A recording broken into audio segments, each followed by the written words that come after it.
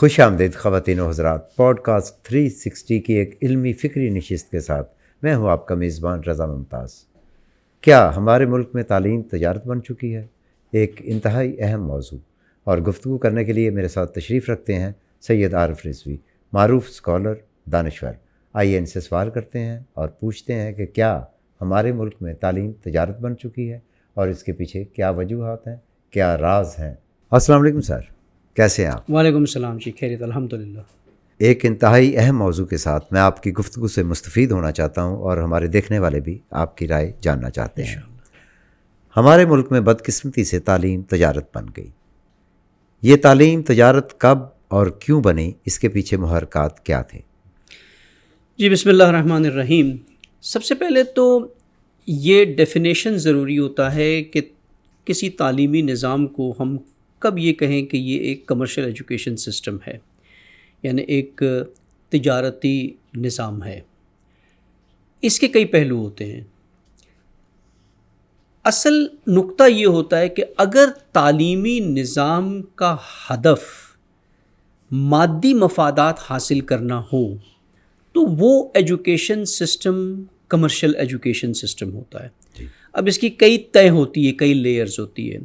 سب سے اوپر macro level پر اگر ہم دیکھیں تو تعلیمی ادارے اگر اس لیے قائم کیے جائیں، اس لیے بنائے جائیں کہ ان سے بنانے والوں کو مٹیریلسٹک مادی مفادات حاصل ہوتے ہیں، یا ان کا مقصد یہ ہے کہ ہم ایک بزنس کی طرح اس تعلیمی ادارے کو چلا رہے ہیں، تو وہ ایک کمرشل ایجوکیشنل ادارہ ہے یا کمرشل ایجوکیشنل سسٹم بن جاتا ہے جب ساری اکثریت ہی یہ کام کر رہی ہوتی ہے۔ دوسرے لیئر پر آئے تو معلم، جو سب سے بڑا رکن ہوتا ہے، جو آپ کہیں کہ اسپائنل کارڈ ہے ایک تعلیمی نظام کا۔ اگر معلم بھی اسی ہدف کو لے کر کے تعلیمی سسٹم میں وارد ہو جاتا ہے کہ میرا مقصد ہے میں پڑھاؤں بچوں کو اور پڑھا کر کے اپنی معیشت چلاؤں، اپنا گزارا کروں، اسی سے اپنی زندگی کو بہترین کروں، جیسے بھی ہے یعنی ارن کروں اس سے، تو یہ بھی ایک کمرشل سسٹم ہی ہو گیا۔ تیسرا لیئر اس کا خود اسٹوڈنٹس ہیں، طالب علم ہیں۔ اگر طالب علم بھی تعلیمی اداروں میں اس لیے جاتے ہیں کہ وہ پڑھ لکھ کر کے انہیں ڈگری ملے، سرٹیفیکیشن ملے، پھر اس سے وہ بہترین جاب انہیں مل جائے، یا کسی کا اپنا بزنس ہے تو اس کو اور بہتر طریقے سے وہ چلا سکے، یعنی ایونچولی انہیں بھی مادی مفادات حاصل کرنا ہے۔ جب یہ سارے لیئرز اسی طرح سے ہو جائیں تو یہ ایک کمپلیٹلی کمرشل ایجوکیشن سسٹم بن جاتا ہے۔ پھر یہ تعلیم نہیں ہے، یہ تجارت ہے۔ اور انفارچونیٹلی آج ہمارے ملک میں تینوں لیئرز اویلیبل ہیں جنہوں نے تعلیمی ادارے بنائے ہیں، کیونکہ اکثر پرائیویٹ ادارے، گورنمنٹ ادارے جو ہیں وہ بہت کم ہیں، بہت محدود ہیں، اور ان میں کیونکہ وہ کوالٹی ایجوکیشن نہیں ہے اس لیے بچے وہاں جانے بھی نہیں چاہتے ہیں۔ تو جو بناتے ہیں سرمایہ دار، وہ بھی اسی لیے بناتے ہیں کہ انہیں اس سے بزنس کرنا ہے۔ ٹیچرز بھی اسی لیے اس میں آ جاتے ہیں کہ انہیں اس سے پیسے کمانا ہے۔ اور اس کی ایک میں آپ کو دلیل بھی دے دوں اس کے اوپر کہ اکثر اچھے ٹیچرز آپ کو آج نہیں ملتے ہیں اسکولس میں۔ اس کی وجہ کیا ہے کہ وہ لوگ جو کسی اور شعبے میں کامیاب نہیں ہو سکتے ہیں، وہ چلے جاتے ہیں کہ چلو کسی طرح سے کہیں نہ کہیں پڑھا کر کے ہمارا گزارا تو ہو جائے گا۔ بعض اوقات کالج اسٹوڈنٹس جو پڑھ رہے ہوتے ہیں وہ ساتھ ساتھ میں ٹیچنگ بھی کر رہے ہوتے ہیں، تو یہ بھی اسی لیے جا رہے ہوتے ہیں۔ اور والدین کا رجحان بھی بچوں کے لیے یہی ہے کہ بچے اچھے اداروں میں جائیں تاکہ وہاں سے پڑھ کے اچھا کمائیں اور اچھی زندگی گزاریں۔ تو یہ ٹوٹل تعلیم کا مقصد کمرشل ہو گیا ہے۔ جب تعلیم کا مقصد کمرشل ہو جائے تو وہاں ہم کہتے ہیں کہ تعلیم تجارت بن گئی ہے، اب یہ تعلیم نہیں ہے۔ تو اب یہ بھی سوال اٹھے گا یہاں پہ کہ پھر تعلیم کا مقصد ہے کیا ہے؟ تعلیم کا مقصد انسان کو انسان بنانا ہے۔ اللہ سبحانہ و تعالیٰ نے انسان کو خلق کیا، اور انسان وہ واحد مخلوق ہے جسے اختیاری مخلوق بنا کے خلق کیا، یعنی وہ دنیا میں آیا ہے تو اللہ نے اسے ارادہ دیا ہے، اسے اختیار دیا ہے، اور اب اسے قرب الہی کا سفر کرنا ہے، یعنی اسے انسان بننا ہے۔ اس نے اپنے اندر انسانی ویلیوز، ہیومن ویلیوز، اقدار، قدریں پیدا کرنی ہیں، اسے پروان چڑھانا ہے، جس کی استعداد اللہ سبحانہ و تعالیٰ نے اس کی ذات میں رکھی ہے۔ اب یہ کام ہوتا ہے تعلیم کا، تعلیم ہی یہ کام کرتی ہے، تعلیم کے ساتھ تربیت بھی آ جاتی ہے۔ جب تعلیم کا مقصد انسان کو انسان بنانا ہو تو تربیت خود بخود تعلیم کے ساتھ جڑ جاتی ہے، کیونکہ تعلیم یعنی علم کو دینا، انفارمیشن کو ڈسیمینیٹ کرنا، اطلاعات کو دینا، آگاہی کو دینا، لیکن جب تک اس آگاہی کو صحیح ڈائریکشن نہ ملے، اس کی نرچرنگ نہ ہو، فاسٹرنگ نہ ہو، تب تک کہ وہ تعلیم اپنا نتیجہ نہیں دیتی ہے۔ جی سر، آپ نے اس موضوع پر 3 جو پہلو بتائے بہت بہترین پہلو ہیں۔ اس پہ ایک سوال میں آپ سے یہ کروں گا کہ اس میں اسٹیٹ ذمہ دار ہے تعلیم کے تجارت بن جانے میں؟ اس میں دیکھا جائے نا تو ہر کوئی ذمہ دار ہے، لیکن 3 شعبے ایسے ہوتے ہیں کسی بھی ملک میں، کسی بھی نیشن میں، ارسپیکٹو آف اسلام کو بھی آپ ایک طرف کر دیں تو جو نان اسلامک نیشنز ہیں ان کے اندر بھی یہ فلسفی بہت کلیئر ہے کہ ایک دفاع، ڈیفنس، وہ کبھی بھی تاجرانہ نہیں ہو سکتا، کیونکہ ملک کو اپنا دفاع کرنا ہے، اس کا ایک اعلیٰ مقصد ہے۔ آپ رینٹل فورسز کو باہر سے بلا کر کے ملک کے دفاع کے لیے نہیں رکھ سکتے۔ دوسرا ہے علاج معالجہ، ہاسپٹلس، یہ بھی انسان کی بنیادی حقوق میں سے ہیں۔ ہر ملک جو ٹیکس لیتا ہے اس کی ذمہ داری بنتی ہے کہ اپنے مملکت میں اپنی رعایا کو جو ہے وہ اس کا علاج کرے، جب کوئی بیمار ہو جائے اس کے پاس پیسہ، آج بڑی بڑی بیماریاں ہوتی ہیں، سرجریز ہوتی ہیں جس میں اخراجات ہوتے ہیں، تو یہ بھی اسٹیٹ کی ذمہ داری ہوتی ہے کہ وہ سہولتیں پیدا کریں، وہ دیں سہولتیں جس سے علاج ہو سکے۔ اور تیسرا سب سے اہم تعلیم ہے، ایجوکیشن، جو رسپانسبلٹی آف اسٹیٹ ہوتی ہے۔ کیوں اسٹیٹ رسپانسبلٹی ہوتی ہے؟ کیونکہ اسٹیٹ کوئی بھی ملک ہے وہ یہ نہیں چاہے گا کہ ان کی مملکت میں جہل ہو، بے شعوری ہو، لاشعوری ہو، کیونکہ تعلیم سے ہی مختلف نظام نکلتے ہیں ایک ملک کو چلانے کے لیے۔ تعلیم جو ہے وہ آپ کو ریسرچرز بھی دے گا جو ملک کے لیے ٹیکنالوجی بنائیں گے، تعلیم جو ہے وہ آپ کو اکنامسٹ بھی دے گا جو ملک کے اقتصاد کو بہتر کریں گے، تعلیم جو ہے وہ آپ کو پولیٹیشین بھی دے گا جو ملک کی مدیریت کریں گے مختلف معاملات میں ملک کے۔ تو تعلیم سے ہی سارے نظام نکلتے ہیں، تو جو بیس ہے، بنیاد ہے، اس کو آپ کمرشل نہیں کر سکتے، کیونکہ جب آپ کمرشل کر دیتے ہیں کسی چیز کو تو وہ محدود ہو جاتی ہے ان لوگوں کے لیے جن کے پاس استعداد ہے، ہر کوئی پھر آگے نہیں آ سکتا اس کے اندر۔ تو جو آپ کا سوال تھا کیا یہ اسٹیٹ کی ذمہ داری ہے، اسٹیٹ کی ذمہ داری ہی ہے کہ وہ تعلیم کو فری کریں، تعلیم آزاد ہونی چاہیے، اس کے اوپر کوئی بوجھ نہیں ہونا چاہیے فائنینشیل کسی بھی بچے پر، والدین کے اوپر، کہ وہ اپنی بچے کی تعلیم کس طرح سے کرائے۔ اس لیے اگر تعلیم تجارت ہو گئی ہے تو بنیادی طور پر state is responsible for this, کیونکہ اسٹیٹ اس کو پلٹ بھی سکتا ہے چاہے تو کیا آپ سوچتے ہیں کہ یہاں اسٹیٹ بہت بری طرح فیل ہو چکی ہے؟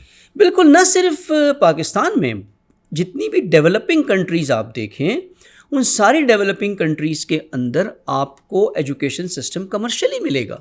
انڈیا میں چلے جائیں آپ کے ہمسائے میں کمرشل سسٹم ایجوکیشن ہے۔ کچھ اسٹیٹس نے وہاں پہ کوشش کی، جیسے کہ دلی میں جو ان کے سی ایم آئے تھے کیجریوال، اس نے بڑی کوشش کر کے اسکولنگ سسٹم کو کم از کم چینج کیا اور گورنمنٹ اسکول کے سٹینڈرڈز کو بہت اوپر کر دیا، جس سے لوگ آج بھی 50 روپے اور 100 روپے مہینے ایڈمنسٹریشن فیس دے کر کے بچوں کو پڑھاتے ہیں، اعلیٰ قسم کی تعلیم وہاں حاصل کر۔ لیکن وہ ایک بہت ہی ایک اسپیسیمن ہے، چھوٹا سا سیمپل نظر آتا ہے، لیکن ہائر ایجوکیشن پھر بھی جو ہے وہ فری نہیں ہوتا ہے وہاں پر۔ اسی طرح سے افریقہ میں چلے جائیں، آپ کو اسٹیٹ لیول سکولز نہیں ملیں گے کوالٹی کے، سارا کچھ پرائیویٹ ہی ہے۔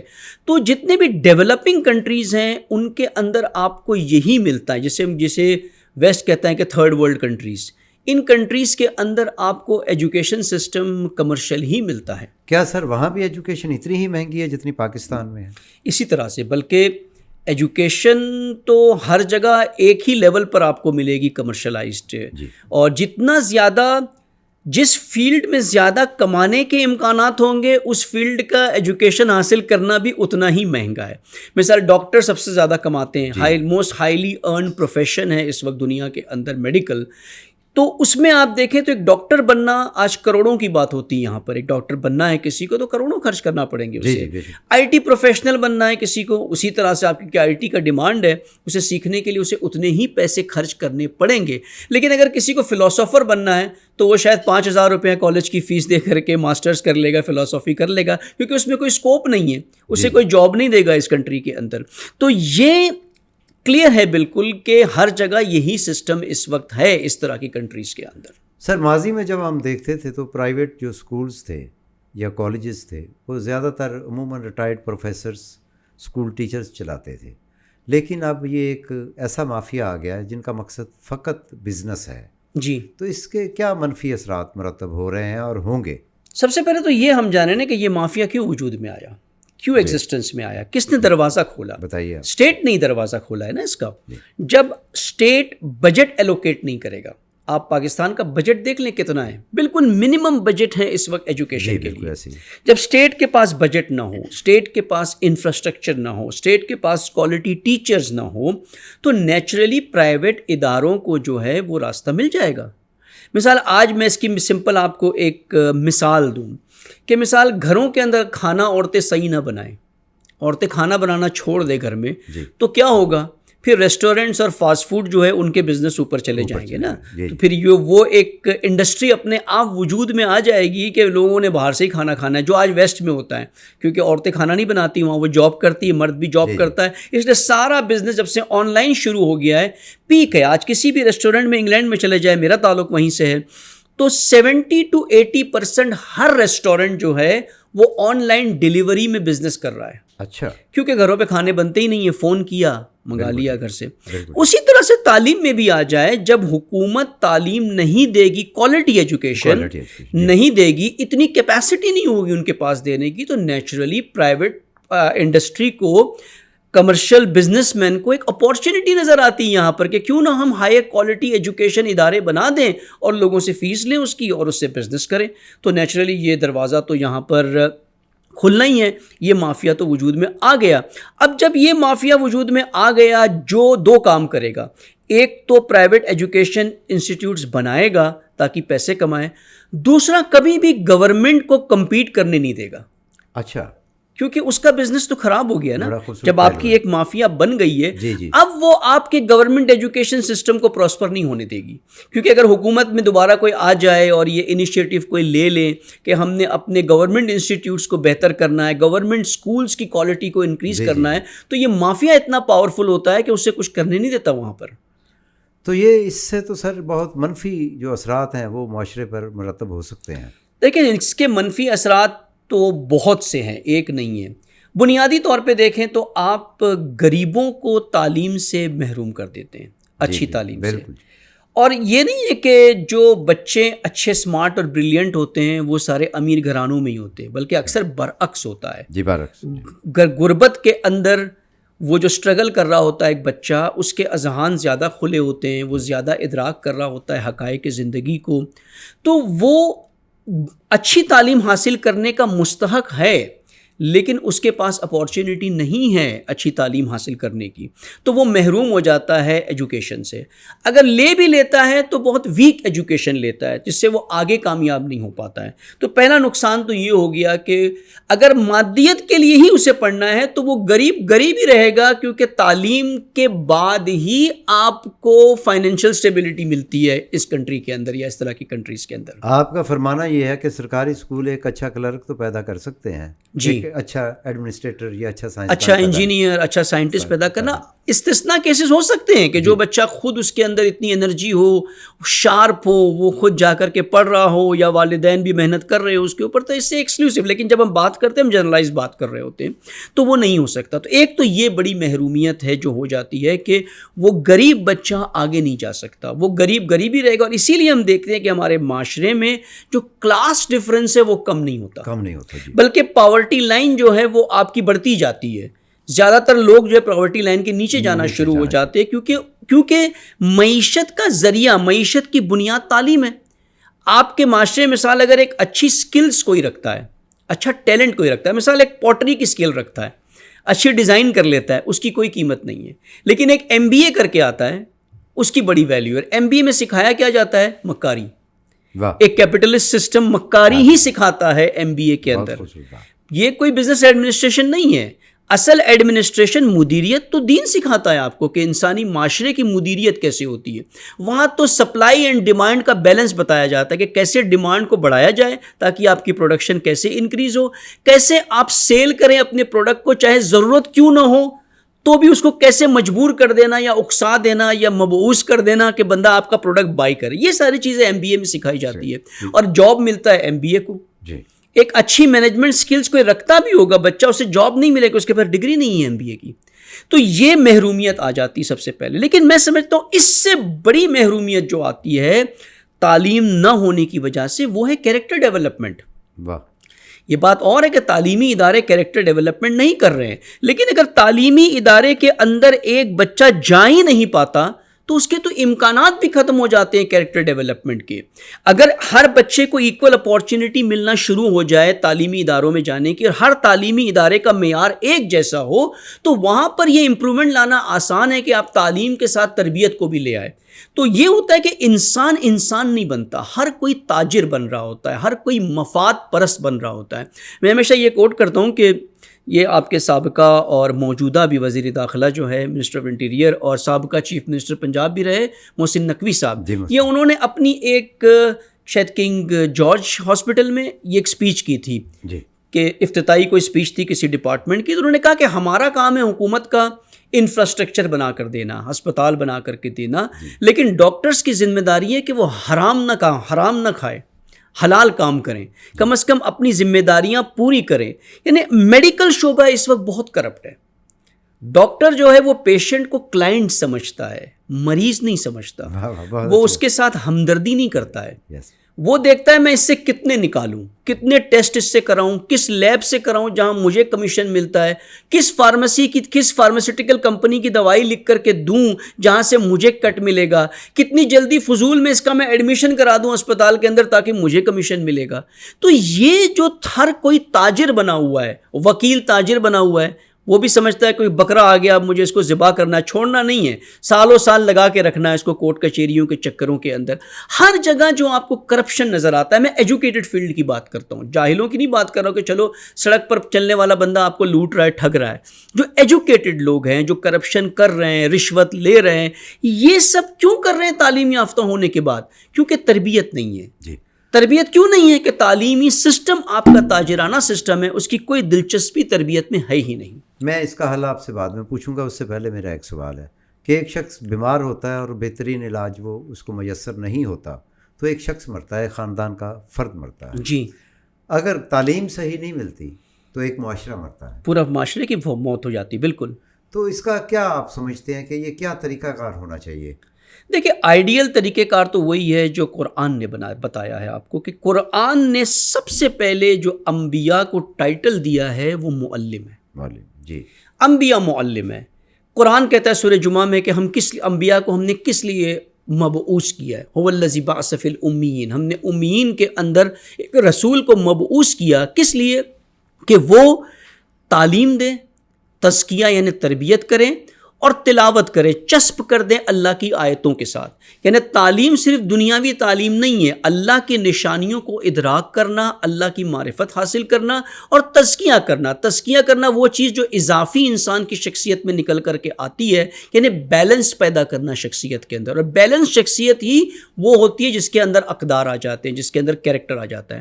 تو انبیاء کو تو اللہ نے اس لیے مبعوث کیا، اور ہر نبی نے ایک شعار بلند کیا کہ ہم اجرت نہیں لیتے ہیں. واہ. ہم معاوضہ نہیں لیتے ہیں. یہ نہ سمجھو کہ ہم آپ کو علم دے رہے تو ہمارا کوئی ذاتی مفاد ہے. تو آپ کو اگر اس مسئلے کو حل کرنا ہے تو آپ کے معلم کو انبیاء کا کردار ادا کرنا ہوگا.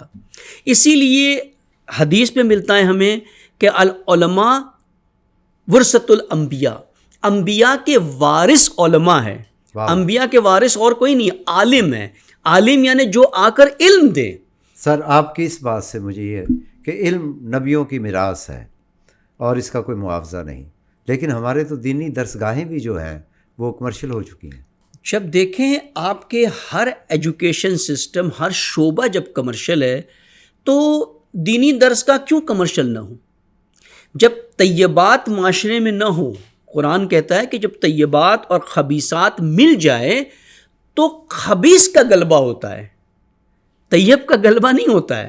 تو جب ہر طرف خباثت ہو، ہر طرف آلودگی ہو، ہر طرف جو ہے وہ بے اثر چیزیں ہو، مخلوط ہو جائے ہر چیز، تو پھر آپ کا دین مخلوط کیوں نہ ہوگا؟ سوال یہ ہے کہ ڈاکٹر اگر صرف خدمت کرے، انجینئر صرف خدمت کرے اور ایک عالم دین صرف خدمت کرے تو اپنا گھر، کچن یہ کیسے چلائے گا؟ بہترین سوال ہے اور اس کا جواب بہت ضروری بھی ہے. دیکھیں، ایک ہے دو چیزیں ہوتی ہیں. ایک ہوتی حق زحمت, کہ جب انسان کوئی زحمت اٹھاتا ہے کسی کے لیے بھی کسی دوسرے کے لیے بھی, تو اس کا حق بنتا ہے کہ اس زحمت کے بدلے اس کی ضروریات پوری ہونی چاہیے. دو چیزیں ہیں, ایک ضرورت ہے, ایک سہولت ہے. واہ. انسان کی زندگی کی کچھ بنیادی ضرورتیں ہیں. تھوڑا سا فرق واضح کر دیجیے. ضرورت یعنی ایسینشیل چیزیں. مجھے روٹی چاہیے, 3 ٹائم کا کھانا چاہیے, کپڑے چاہیے, گھر چاہیے, بجلی چاہیے, گیس چاہیے, بچوں کو تعلیم دینی ہے, یہ ساری چیزیں, سب کتابیں چاہیے مجھے, یہ ساری چیزیں مجھے چاہیے. یہ ضرورت ہے انسان کی. علاج کے لیے چاہیے, دوائیوں کے لیے پیسے چاہیے, ضرورت زندگی ہے. سہولت یہ ہوتی ہے کہ مجھے بہترین بڑی گاڑی بھی چاہیے, مجھے اچھے لیٹسٹ ماڈل کے موبائل فون بھی چاہیے, خواتین کو ہر ہفتے نیا سوٹ چاہیے. یہ ساری سہولتیں ہیں, یہ لگژریز ہے, آسائشیں ہیں زندگی کی, آرام ہے زندگی کے, جو ان کو بڑے سے بڑا گھر چاہیے. یہ سہولتیں. ضرورتیں پورا ہونا یہ حق زحمت ہے. ہر کوئی جو خدمات دیتا ہے اسے کم از کم اتنا ملنا چاہیے کہ اس کی ضروریات پوری ہو. جیسے کہ میں نے پہلے کہا تھا نا کہ 3 شعبے, دفاع, بیمار, ہسپتال اور تعلیم, یہ اسٹیٹ کی ذمہ داری ہے. اس سے یہ مراد بھی نکلتا ہے نا کہ اسٹیٹ ڈاکٹرز کو پے کر رہا ہے, وہ اپنے مطابق پے کر رہا ہے. جی بالکل. اب ڈاکٹرز کا کوئی انٹرسٹ مریض سے نہیں ہے کہ میں نے اس سے پیسے کمانا ہے. جیسے باہر ہوتا ہے ویسٹرن کنٹریز میں, مثلا یو کے میں NHS ہے, NHS سیلری دے رہا ہے, پیشنٹ سے ڈاکٹر کو انٹرسٹ نہیں ہے. اب ڈاکٹر پیشنٹ کو 10 ٹیسٹ لکھ دیں یا 1 ٹیسٹ لکھ دے, ڈاکٹر کی جیب میں کچھ نہیں آنا ہے. جی, ڈاکٹر کو فکس سیلری مل جانی, تو وہ کیوں لکھے گا اضافی ٹیسٹ؟ وہ کیوں مریض کے ساتھ زیادتی کرے گا؟ یہاں پر معلم ہے, اسے اسٹیٹ اچھی سے اچھی تنخواہ دے رہا ہے. مثال فن لینڈ میں چلے جائیں تو ہائیسٹ پیڈ ٹیچرز ہوتے ہیں, ہائیسٹ پیڈ پروفیشن گورنمنٹ دے رہا ہوتا ہے ان کو. جب اسٹیٹ ان کو دے رہا ہے ایک اچھی سیلری, سب کچھ ان کی ضرورت زندگی پوری ہو رہی ہے, تو پھر وہ ڈیمانڈ نہیں کریں گے. مسئلہ یہاں آتا ہے جب تعلیم تجارت بن جاتی ہے, تو ہر پروفیشنل چاہتا ہے کہ میں زیادہ سے زیادہ کماؤں, کیونکہ اب اس نے اپنے سبجیکٹ سے پیسے نکالنے ہیں, پھر لمٹ نہیں ہے کوئی. جی جی, اور راستہ کھول دیا ہے آپ نے. وہ پیشنٹ سے نکالے گا, ڈاکٹر, انجینئر کسی اور سے رشوت دے کر کے نکالے گا, ٹیچر کوشش کرے گا میں ٹیوشن دے کر کے بھی نکالوں, اکیڈمی سے بھی نکالوں. تو ایک شخص کا ضرورت زندگی کو پورا کرنے کے لیے اجرت لینا اس میں حرج نہیں ہے, لیکن وہ حد سے آگے نکل جائے, اور حد سے آگے نکلنے میں جنہیں وہ خدمات دے رہا ہے انہی کو وکٹم بنا دے, انہی کو ٹارگٹ بنا دے, انہی سے نکالنا شروع کر دے, یہ جرم ہے. آپ کا مطلب ہے کہ ہماری تعلیم جو ہے وہ توکل نہیں دیتی؟ نہیں, یہ تو اقدار ہے نا, یہ تو ویلیوز ہے, تو دیتی نہیں ہے تعلیم. ہمارا تعلیمی سسٹم ہائی کمرشل, وہ یہ چیزیں سکھاتا ہی نہیں ہے. وہ کہتا ہے اچھے ڈاکٹر بنو, اچھے سے اچھا کماؤ, بالکل زیادہ سے زیادہ کماؤ, بڑی سے بڑی فیس چارج کرو. مثال جو ڈاکٹر یہ مہارت رکھتا ہے کہ میں فوری طور پہ بہترین سرجری کر سکتا ہوں, میرا فیلئر ریٹ 0 ہے, اس کا ریٹ سب سے زیادہ ہوگا. واہ, ایسے ہی ہے. یعنی اب جو امیر شخص کروڑوں دے سکتا ہے ایک سرجری کا, اسی کو حق بنتا ہے کہ اس کی جان محفوظ رہے. واہ واہ. اچھا سر, میں نے یہ دیکھا ہے کہ کارپوریٹ ادارے اور یہ بزنس ٹائکون, انہوں نے بھی پرائیویٹ یونیورسٹیز بنائی ہیں, کالجز بنائے ہیں, لیکن پرائمری سطح کا, مڈل سطح پہ یہ کوئی اسکول نہیں بنا رہے. اس کی کیا وجہ ہے؟ کیا پروفٹ کم ہے اس میں؟ پرائمری اسکولس کے اندر پروفٹ کم بھی ہوتا ہے. یونیورسٹی لیول کے اوپر جب بناتے ہیں لوگ, بڑے ادارے, بڑے انسٹیٹیوٹس بناتے ہیں, اس میں پروفٹ زیادہ ہوتا ہے, کیونکہ اسکول کے بعد بچہ جب آگے جاتا ہے تو اب وہ کمانے کے قریب ہو گیا ہے. یعنی مثال, ایک بچہ جب نرسری میں جاتا ہے, نرسری سے لے کر کے جو 5 سال کی عمر میں, 4 سال کی عمر میں نرسری میں چلا گیا, پریپ میں چلا گیا, مونٹیسری میں چلا گیا, اس کی جرنی جو ہے جب تک کہ وہ کمانا شروع کرے گا کوالیفائی ہو کر کے, اسے تقریباً اب 16 سے 20 سال لگ جائیں گے تقریباً. یہ اس کو لگ جائے گا اتنا کہ وہ اسٹیٹ پہ پہنچے گا کہ اب میں کمانا شروع کروں. لیکن وہی بچہ جب FA کر کے یونیورسٹی میں جاتا ہے تو he is just at 4 to 6 years difference. 4 سے 6 سال کے بعد وہ کمانا شروع کرے گا, تو وہ قریب آ گیا. جب وہ قریب آ گیا تو والدین بھی اپنا سب کچھ لگا کر کے کوشش کرتے جلد از جلد اس کو کوالیفائی کر دیں, تاکہ یہ جو ہم نے لگایا یہ سب کچھ جلد از جلد ریٹرن آ جائے گا. اس لیے یہاں پر اسکوپ بڑھ جاتا ہے. یونیورسٹیز کالجز کو بنانے میں اسکوپ زیادہ ہے، کیونکہ پیرنٹس تیار ہوتے ہیں زیادہ پیسہ دینے کے لیے کہ اب کمانے کا ٹائم کم ہے، 4 سال آپ نے پیسہ لگانا ہے، اس کے بعد وہ کمانا شروع کر دے گا. لیکن اسکول میں زیادہ پیسہ لگانے کا مطلب ہے کہ اس کو ابھی 15-16 سال لگنے ہیں اور وہاں اس اسٹیج پر پہنچنے کے لیے جب وہ کمانا شروع کرے گا. اس لیے یہاں پر اپارچونیٹی کم ہو جاتی ہے. ایک سیکنڈ ریزن یہ بھی ہوتا ہے کہ اسکولس ہمیشہ لوکلائزڈ ہوتی ہے. آپ کو اپنے علاقے میں اسکول چاہیے، اس لیے اگر آپ کو اچھی اسکولس بنانا ہے کارپوریٹس کو تو ایک اسکول سے کام نہیں ہوتا، کئی بنانی پڑتی ہے. اس لیے انویسٹمنٹ بڑھ جاتا ہے. جب انویسٹمنٹ بڑھ جاتا ہے تو اس ایریا کی کیپیسٹی کو بھی دیکھنی پڑتی ہے کہ وہ کیا اتنی فیس دے سکتا ہے. تو یہ سارے ڈائنامک دیکھیں، جب کمرشل ہو جاتا ہے تو بزنس مین بزنس پرسپیکٹو سے سوچتا ہے کہ میرا ریٹرن آن انویسٹمنٹ کس جگہ پہ زیادہ ہے. اگر میں ایک شہر کے اندر ایک اچھا اعلیٰ یونیورسٹی کالج بنا لوں تو پورے شہر کے جوان بچے وہاں آئیں گے. لیکن اگر میں ایک بہترین اسکول بھی بنا لوں تو اس ایریا کے ہی لوگ آئیں گے، بہت دور سے آنے والے کم ہوں گے. اب مجھے ہر علاقے میں اس طرح کی اسکول بنانی پڑے گی، یعنی میرا انویسٹمنٹ بڑھ جائے گا. تو سر یہ علمی تجارت جو ہے یہ کس طرح ختم ہو سکتی ہے؟ دیکھیں، اسے ختم ہونے کا ایک ہی راستہ ہے، نظام اسلامی. جب تک اللہ کا نظام نہیں نافذ ہوتا آپ کسی بھی شعبے میں کرپشن کو ختم نہیں کر سکتے ہیں. آپ مرہم لگا سکتے ہیں، آپ پیچز لگا سکتے ہیں، آپ پین کلر دے سکتے ہیں، یہ کام کر سکتے ہیں. مثال بینکنگ سسٹم میں جی ربا ہے، اب کیا کریں، اسلامک بینک بنا دیں. جی یہ مرہم ہے، یہ پین کلر ہے اور کچھ بھی نہیں ہے. آپ کا کیپٹلسٹ سسٹم تو ہے ہی سارا سودی نظام ہے. آپ نیچے کے لیول پہ بینکنگ کے اندر کہتے ہیں جی ہم نے ربا کو بدل کر کے کسی اور چیز میں بدل دیا ہے، ایونچولی جا کر کے جڑیں وہیں چلی جاتی ہے اس کی.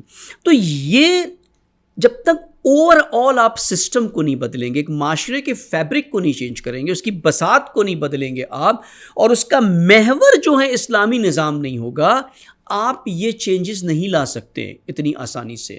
ہاں، اب آپ یہاں پہ سوال اٹھتا ہے کہ ٹھیک ہے تو پھر مغربی دنیا میں کس طرح کے یہ چیزیں ہو گئی ہے کہ وہ تو کمرشل نہیں ہے ان کے ایجوکیشن سسٹم، تو ان کے پاس تو اسلامی نظام نہیں ہے. جی بالکل درست سوال ہے یہ، اگر اٹھتا ہے سوال تو، لیکن ان کے پاس اسلامی نظام نہیں ہے، ان کے پاس سوشل سسٹم ہے. وہ اپنے معاشرے کے لیے انہوں نے پلان بنایا ہوا ہے کہ ہمیں کیسے آگے بڑھنا ہے اور دنیا کے اوپر کیسے غالب ہونا ہے.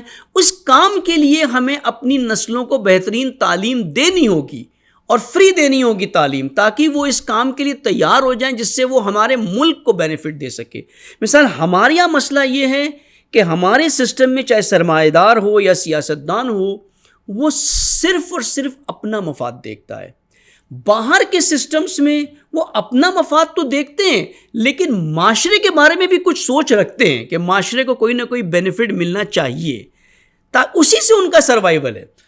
تو سر یہ جو ہمارے لوگوں کی سوچ ہے، یہ اس سوچ کو کیسے بدلا جا سکتا ہے؟ ہمارے لوگوں کی سوچ، کیونکہ ہم سب مسلمان ہیں، پاکستان بنا اسلام کے نام پر ہے، اس لیے ان کی سوچ دین سے ہی بدلے گی. ان کی سوچ اور کوئی نہیں بدل سکتا. ان کی سوچ قرآن بدل سکتا ہے، ان کی سوچ دینی تعلیمات بدل سکتی ہے. جس طرح سے انبیاء نے آ کر کے معاشرے کی سوچ کو بدلا، وہی کام اس دور میں بھی ہمیں کرنا ہوگا کہ ہمیں معاشرے کی سوچ کو، فکر کو بدلنا ہوگا، ان کی جہت کو چینج کرنا ہوگا، ان کے ڈائریکشن کو چینج کرنا ہوگا. جب انسان اپنے مقصد خلقت کو بھول چکا ہے، جب انسان نے مقصد خلقت صرف عیاشی اور آسائش اور آرام کی زندگی کو بنا لیا ہے اور اس کا مقصد خلقت اخروی نہیں ہے کہ مجھے اس دنیا سے نکل کے جانا ہے، میں یہاں سے کیا لے کر کے جاؤں گا.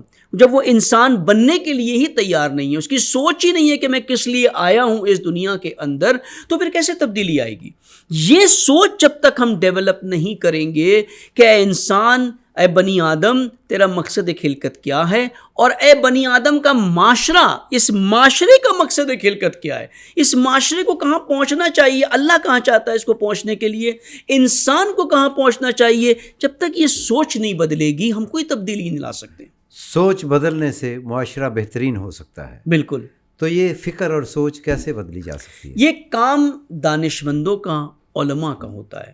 اللہ تعالیٰ نے صرف کتاب نہیں بھیجی، پہلے انبیاء بھیجے، پہلے اپنے خلیفہ بھیجے، اپنے نائب بھیجے، ان کے ذریعے سے تبلیغ کرائی. تبلیغ وہ عمل ہے، ابلاغ وہ عمل ہے جس کے ذریعے معاشرے کی سوچ بدلتی ہے. مثال آج میڈیا ہے، میڈیا کیا کرتا ہے؟ میڈیا معاشرے کی سوچ بدل دیتا ہے. میڈیا پہ فلمیں، میڈیا پہ ڈرامے، میڈیا پہ نیوز رپورٹس، یہ ساری چیزیں لوگوں کی ذہنیت کو چینج کر دیتی ہیں، بدل دیتی ہے. میڈیا یعنی تبلیغ، میڈیا یعنی ابلاغ. وہی کام انبیاء نے کیا کر کے. اب اگر میڈیا سے صحیح کام، انبیاء والا کام شروع ہو جائے تو آپ دیکھیں گے معاشرے کی سوچ بدل جائے گی.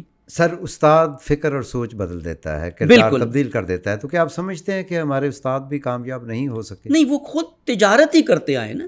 مثال ایک سسٹم سے گزر کے ایک پروڈکٹ نکلتا ہے تو وہ پروڈکٹ تو اپنے جیسا ہی بنائے گا نا، اپنے سے آگے تو نہیں لے کر کے جائے گا. وہ کیسے اس کو چینج کرے گا؟ اسی لیے ہمیں تعلیمی اداروں میں تبدیلی لانے سے پہلے معلم سازی کرنے کی ضرورت ہے. بہت خوبصورت بات. یعنی ہمیں تربیت معلم چاہیے. ہم نے سکولز بنا لیے لیکن ہم نے ٹیچر ٹریننگ سکولز نہیں بنائے. کیا بات ہے. وہ ٹیچر ٹریننگ سکولز جہاں پہ معلم کو انبیاء کی طرز پر سکھایا جائے کہ تعلیم کیسی دی جاتی ہے، جہاں ان کی کردار سازی کی جائے، جہاں ان کا کیریکٹر ڈیولپمنٹ کیا جائے. یعنی یہ کام بہت ہی بنیاد سے آپ کو شروع کرنا ہوگا. تو کیا یہ حکومتی کام ہے یا پرائیویٹ سیکٹر بھی کر سکتے ہیں؟ دیکھیں، کام تو سارے حکومتی ہوتے ہیں، کام حکومتی ہوتے ہیں، لیکن جب حکومت کوئی کام نہیں کرتی ہے تو آپ کیا کرتے ہیں؟ مثال اگر حکومت آپ کو ریلوے لائن نہیں بنا کر کے دیتی تو کیا کرتے ہیں؟ پرائیویٹ ادارے آ کر کے بس سروس شروع کر دیتے ہیں نا. جی. تو حکومت جب کوئی کام نہیں کرتی ہے تو پرائیویٹلی یہ کام ہونا چاہیے. لیکن پرائیویٹ ادارے یا پرائیویٹ افراد یا سرمایہ دار، ان کی سوچ بھی تو کیپٹلسٹ سوچ ہے نا، وہ بھی پیسے کمانے والا کام کرتے ہیں. مخیر افراد تو بہت کم ہیں. یہ کام مخیر افراد کا ہے. سر آپ نے فرمایا کہ معلم سازی کی ضرورت ہے، لیکن میں یہ دیکھ رہا ہوں کہ کوئی بندہ معلم بننے کے لیے تیار نہیں ہے. کوئی پروفیسر نہیں بننا چاہ رہا، کوئی اسکول ٹیچر نہیں بننا چاہ رہا. ہر بچے کی خواہش ہے کہ وہ ڈاکٹر، انجینئر، AI اور اس طرح کے کچھ سبجیکٹس میں وہ کام کرے، MBA لائک، جو اس کو دنیا اس کی بہتر کر سکے. تو یہ معلم سازی تو بعد میں ہے، پہلے تو معلم بننے کے لیے کوئی تیار نہیں. یہ جیسے کہ میں نے اس پہ جواب دیا ہے نا کہ تعلیم کا مقصد جب تجارت ہوتا ہے تو ہر کوئی اسکوپ دیکھتا ہے کہ میرا فیوچر میں اسکوپ کہاں پر ہے، کس فیلڈ سے میں زیادہ اپنی زندگی کو بہتر کر سکتا ہوں، کما سکتا ہوں. آج ٹیکنالوجی کے دور میں AI اور مشین لرننگ اور یہ ساری چیزیں جو ایڈوانس ٹیکنالوجیز آ گئی ہیں، اس میں اسکوپ بہت ہے، کیونکہ انٹرنیشنل آرگنائزیشنز، کارپوریشنز اس میں اتنا ڈیولپمنٹ کر رہی ہے کہ ہر کوئی سوچتا ہے اگر میں AI فیلڈ میں چلا گیا تو مجھے باہر جاب مل جائیں گے، ملک بھی چھوڑ کے جانے کا موقع آسان ہو جائے گا. لیکن اگر میں ٹیچر بن جاؤں تو ملک کے اندر ہی اپارچونٹی نہیں ہے، باہر اپارچونٹی مجھے کہاں ملنے والی ہے. اور سر یہ ایک عجیب اتفاق ہے کہ جو یونیورسٹیز سیمیسٹرز کے لاکھوں روپے لیتے ہیں وہ، اور ان کے جو ٹیچرز ہیں، پروفیسرز ہیں، ان کی تنخواہیں بے حد کم ہیں. یعنی جب دیکھیں کمرشل سسٹم میں جو ٹھیکیدار ہوتا ہے یا جو اونر ہوتا ہے وہ چاہتا ہے کہ میکسیمم پروفٹ تو مجھے ملے، وہ تو کم سے کم کے اوپر چلاتا ہے نا. اور کیونکہ اچھے جو ذہین بچے ہوتے ہیں وہ اس فیلڈ کی طرف نہیں آتے ہیں کہ ٹیچر بنے، پروفیسرز بنے. جب وہ نہیں آتے تو جو کمزور ہوتے ہیں، کم ضعف ہوتے ہیں، وہ آ جاتے ہیں اس کے اندر. جب وہ آ جاتے ہیں تو کوالٹی آف ایجوکیشن نیچرلی جو ہے وہ خراب ہو جاتا ہے. اور جب ان کا اسیسمنٹ ہوتا ہے تو خود مالکان دیکھتے ہیں کہ یہ تو اتنا سپر جینیس نہیں ہے، اس کی تنخواہ ویسے ہی کم کر دیتے ہیں وہ. تو یہ ایک وسچس سائیکل ہے جو چلا آ رہا ہے یہاں پر نا. یہ سر ایک بہت بڑا معاشرتی المیہ ہے یہ تو. جی، یہ آنے والے وقت میں ہمارے لیے کس حد تک یہ نقصان دہ ثابت ہو سکتا ہے؟ تعلیم دینا، معلم ہونا ایک پیشن ہے. یہ پیشن نہیں ہے ہماری قوم کے اندر. ہماری قوم کا پیشن ہے مادیت، کیسے میں کماؤں، کیسے میں اپنی زندگی کو بہتر کروں. ہمارا یہ پیشن نہیں کہ کیسے میں دیکھوں کہ میرے اطراف میں فساد نہ ہو، میں کیسے اس فساد کو روکوں، کیسے اپنے معاشرے کی اصلاح کروں. جب یہ پیشن بن جائے گا تو خود بخود وہ معلم بن جائے گا. واہ، یہ نہیں ہے، جذبہ نہیں ہے ہمارے اندر. معلم بننا مجبوری ہے، جذبہ نہیں ہے. انبیاء معلم مجبوری کے تحت نہیں بنے، جذبے کے تحت بنے. جب حضرت ابراہیم نے دیکھا کہ یہ جہالت آنکھوں کے سامنے ہو رہی ہے، لوگ چاند ستاروں کی پرستش کر رہے ہیں، بتوں کی پرستش کر رہے ہیں، تو خود بخود معلم بن گئے. ان کو جا کر کے تعلیم دینا شروع کی کہ یہ تم کیا کر رہے ہو، یہ غلط کام کر رہے ہو. یہ جذبہ ہمارے یہاں تو نہیں ہے. یہ پیشن دین پیدا کرتا ہے، یہ جذبہ دین پیدا کرتا ہے، یا وہ اعلیٰ ہدف پیدا کرتا ہے. نہ ہمارے پاس اعلیٰ اجتماعی ہدف ہیں. ڈیولپ کنٹریز میں ان کے سوشل آبجیکٹیوز ہیں جو بہت ہائی ہوتے ہیں کہ ہمیں دنیا پہ غلبہ پانا ہے، ہمارے ملک میں یہ نہیں ہے. ہمارے پاس کوئی سوشل اہداف نہیں ہے.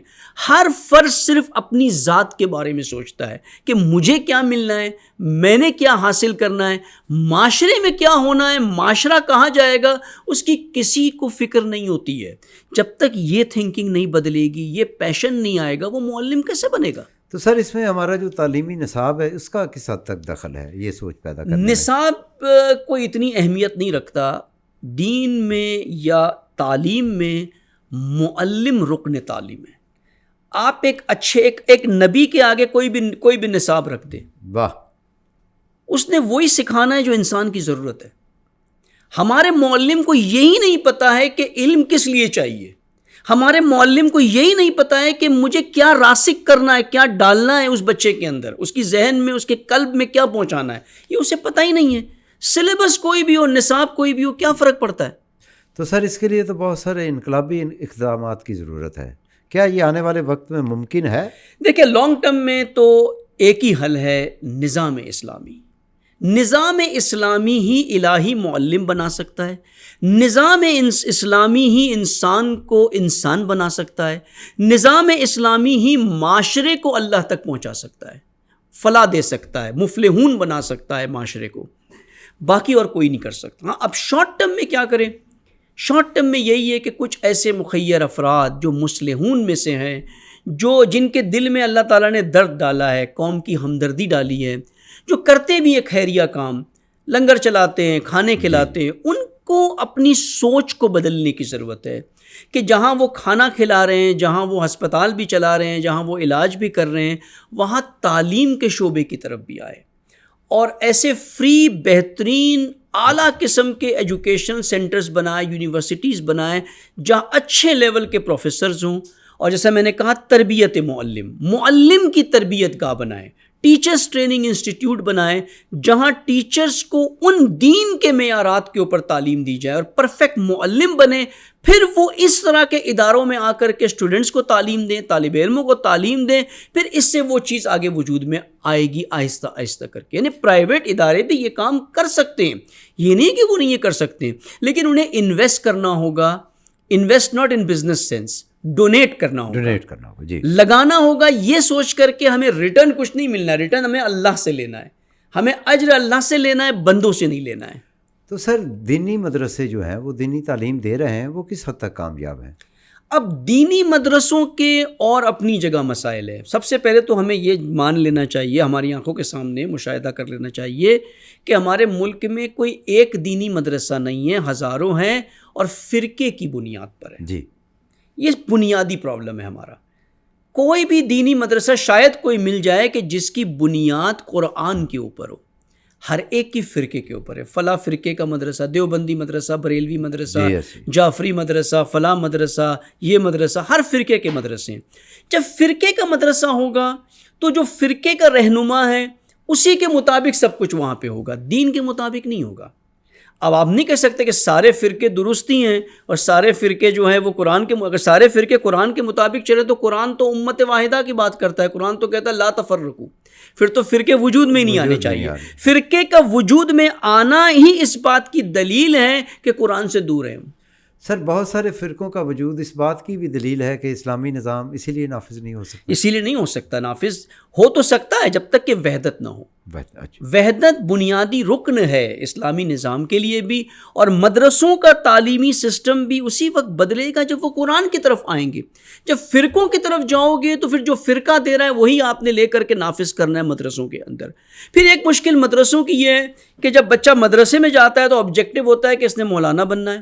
مولانا بن کے کیا کرنا ہے؟ نماز پڑھانی ہے, تراویح پڑھانی ہے, درس دینے, نکاح پڑھانا ہے, طلاق کرانی ہے, نماز جنازہ پڑھانی ہے. بس یہی کچھ روزمرہ کے مسائل بتا دینے ہیں قوم کو, فقہی مسائل, وضو کے, طہارت کے, نجاست کے, یہ چھوٹی چھوٹی چیزیں.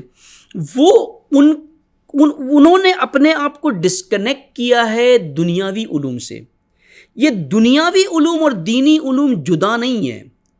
مثال جس طرح سے قرآن میں اللہ کا قول ہے نا, اسی طرح سے کائنات بھی تو اللہ کا فعل ہے. جب آپ سائنس پڑھتے ہیں تو اللہ کے فعل کو پڑھ رہے ہیں نا, جب آپ قرآن پڑھتے ہیں تو اللہ کے قول کو پڑھ رہے ہیں. تو کیوں مدرسہ سائنس سے دور ہے؟ مدرسے میں بھی سائنس کی تعلیم دی جانی چاہیے نا، مدرسے میں بھی میتھمیٹکس دیا جانا چاہیے نا. جب قرآن کہتا ہے کہ بہت سی باتیں صرف اولو الالباب کو سمجھ میں آتی ہے، جو لب رکھتے ہیں، جو گہرائی کی لاجیکل تھنکنگ رکھتے ہیں. لاجیکل تھنکنگ تو میتھمیٹکس سے ڈیولپ ہوتی ہے. تو کیوں مدارس میں ریاضی نہیں سکھائی جاتی ہے؟ کیوں مدرسوں میں سائنس نہیں سکھائی جاتی ہے؟ کیوں مدرسوں میں بایولوجی نہیں سکھائی جاتی ہے؟ کیا اللہ تعالیٰ نے نہیں انسان کی خلقت کے بارے میں فرمایا کہ ہم نے تمہیں 3 سے خلق کیا، پھر نطفہ بنایا، پھر لحم ہے، پھر گوشت ہے، پھر ہڈیاں ہیں، پوری ایناٹومی تو بتا رہا ہے نا قرآن آپ کو. تو کیوں یہ چیزیں مدرسے میں نہیں سکھائی جاتی ہے؟ تو ڈسکنیکٹ ہے یہاں پر. کیا معلم مدارس جو ہیں وہ سکھانا نہیں چاہ رہے یا اس کو مانتے نہیں؟ ان کی سوچ ہی نہیں ہے، وہ تقلید کرتے ہیں اپنے بزرگان کی.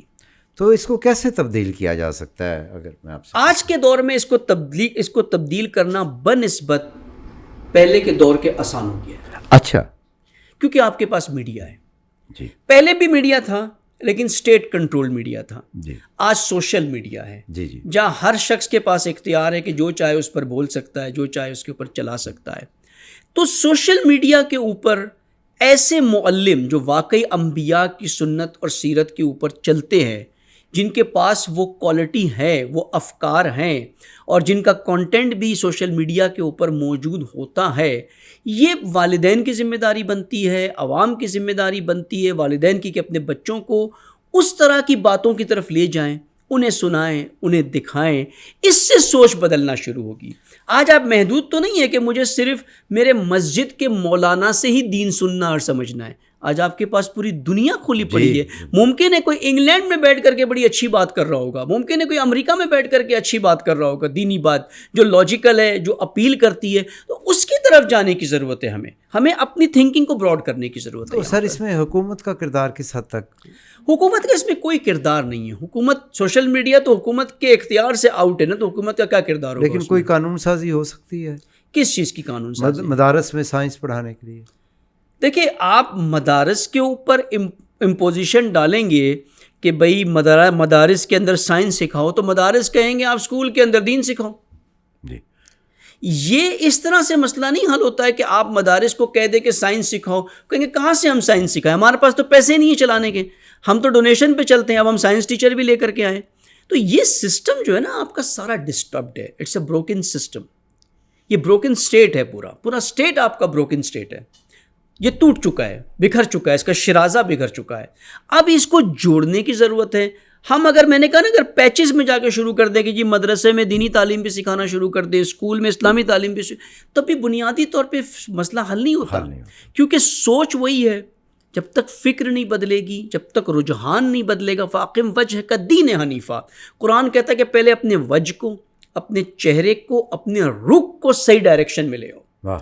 جب تک تمہاری جہد وجہ جو ہے دین حنیفہ کی طرف نہیں ہوگی، حنیفہ یعنی سیدھا دین، ٹیڑھا نہیں، سیدھا دین، اس کی طرف جب تک نہیں آئے گی تمہارے اندر کوئی تبدیلی نہیں آ سکتی. اور وہ دین تمہاری فطرت کا دین ہے. قرآن کہتا ہے اسی آیت میں، سورہ روم کی آیت نمبر 30 میں، کہ وہ فطرت کے دین ہے تمہارا. اپنی فطرت کی طرف پلٹے، تمہیں پتہ چل جائے گا صحیح راستہ کون سا ہے. جب یہ ڈائریکشن چینج ہوگا تب ساری چیزیں اس ڈائریکشن کے مطابق چینج ہونا شروع ہو جائے گی. بہت خوبصورت گفتگو، لیکن وقت کی کمی کے باعث میں آپ سے اجازت لینا چاہتا ہوں.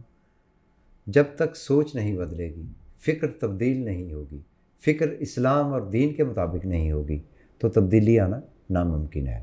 اور یہ کہنا ہے ہمارے اسکالر دانشور سید عارف رضوی صاحب کا.